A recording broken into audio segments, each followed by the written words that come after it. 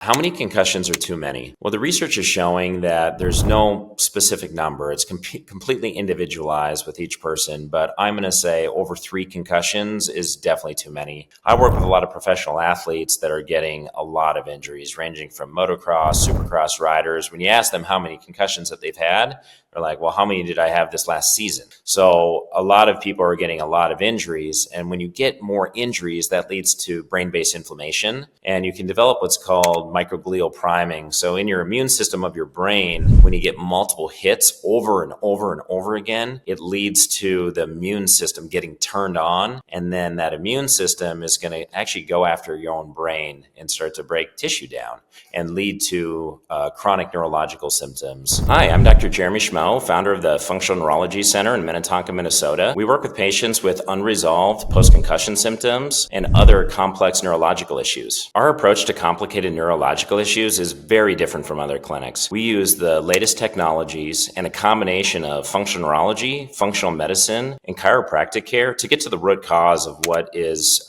causing your problems. With this approach, we're able to get you back to optimum function and get you doing the things that you love to do.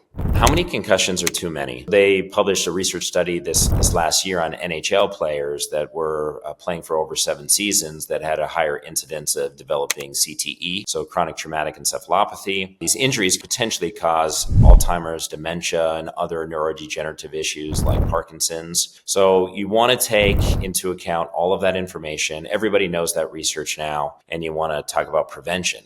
Talk about prevention in terms of neck stability, looking at getting the best diagnostics pre-season to make sure you're good.